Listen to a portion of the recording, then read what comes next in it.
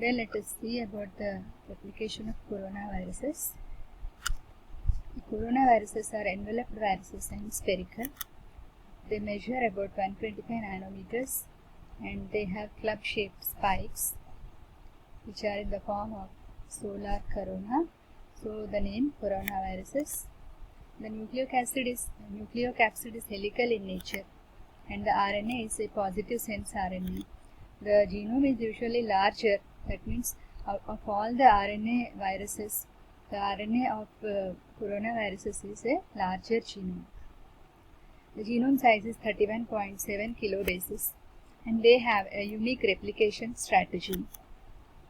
Coming to the classification of coronaviruses, they belong to the phylum Incertae, order Nidovirales, this means they have a nested genome, family Coronaviridae, subfamily Orthocoronavirinae, genus Alpha coronavirus, species human coronavirus. This is the genome organization of various types of coronaviruses. The human coronavirus is 229E, the mouse hepatitis virus, the severe acute respiratory syndrome virus, SARS virus, the Middle East respiratory syndrome virus, that is MERS coronavirus, and infectious bronchitis virus. We'll see the organization of coronaviral genome. The organization goes like this: the 5' leader, then untranslated region, then replicase gene, the spike gene, envelope gene, membrane protein gene, nucleocapsid gene, and the 3' UTR, that means untranslated region, and poly A tail. So all this, it resembles the total RNA genome, acts as an mRNA, so it can directly give rise to a protein. So this type of RNA is called as a positive sense RNA. Now we'll see one by one the structure. It has a 5' cap structure and followed by the leader sequence at the 5' end, and the untranslated region, it contains multiple stem loop structures required for RNA replication and transcription.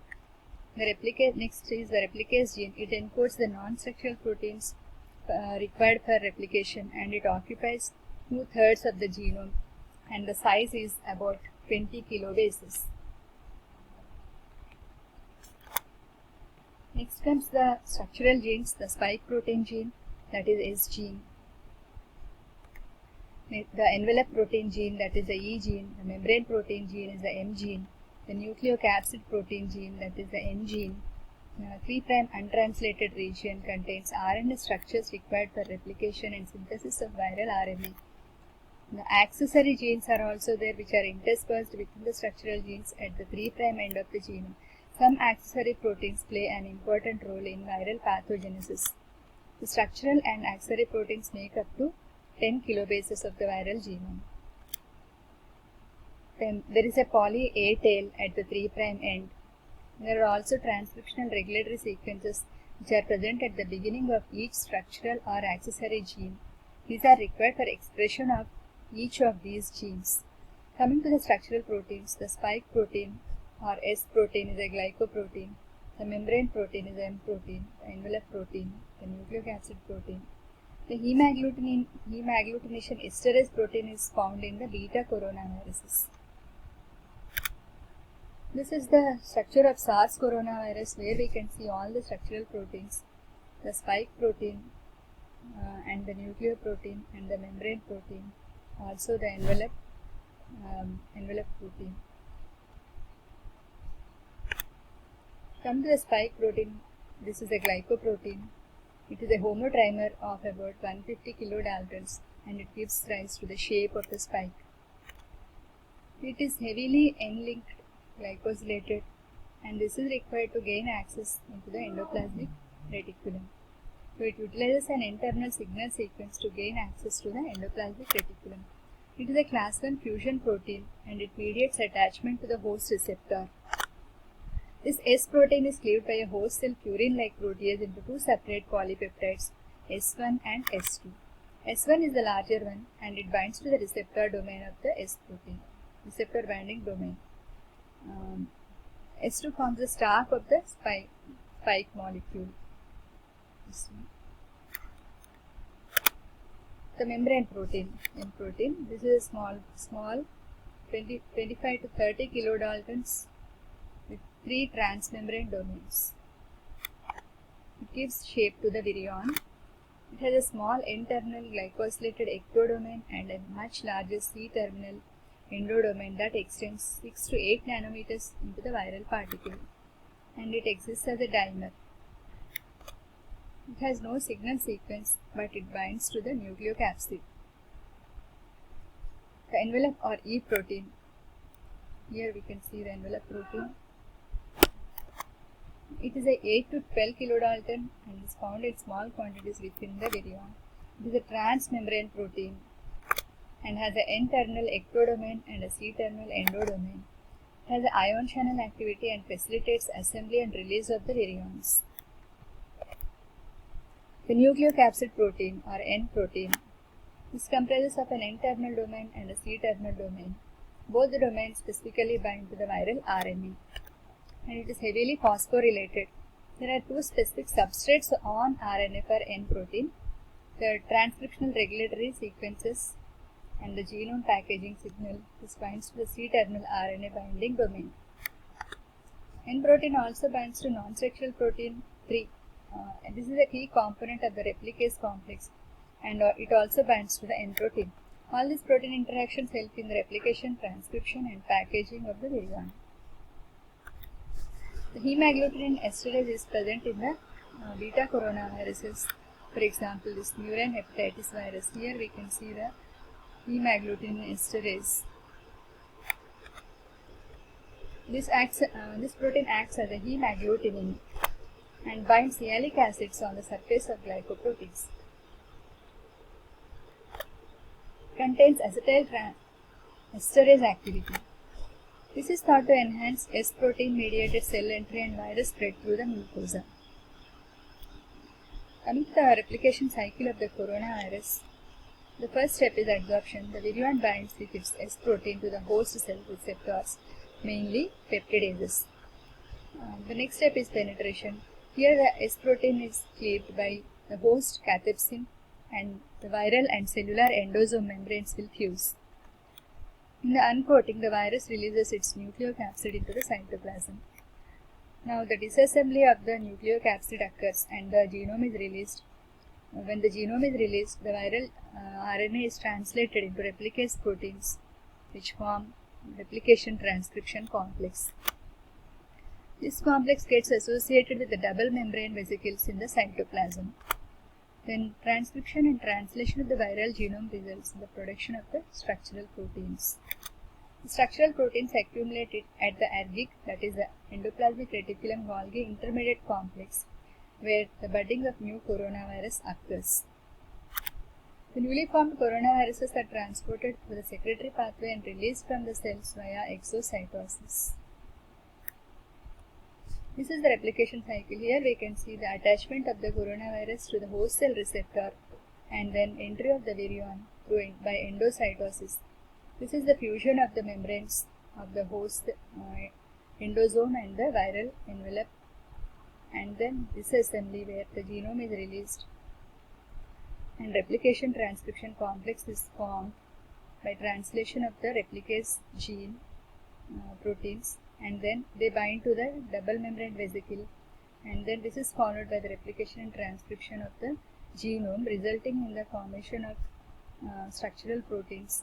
And here this is the genome, viral genome, which is produced, and they will assemble here in the ergic and they bud out. The coronavirus now exits out of the cell by exocytosis. Now we will see the mechanism of replication. Coronaviruses have an unusual replication process which involves a two-step replication mechanism. So this is in contrast with other RNA viruses. The coronaviruses have 10 separate open reading frames. The largest ORF is the replicase gene. This is the size, twice the size of many other RNA viral genomes. The replicase gene encodes a series of enzymes that use the rest of the genome as a template to produce a set of smaller overlapping messenger RNA molecules. These are called as subgenomic RNAs. These are then translated into the structural proteins. the structural proteins form the building blocks of the new viral particles. Then translation of the replicase gene from the virion genomic RNA.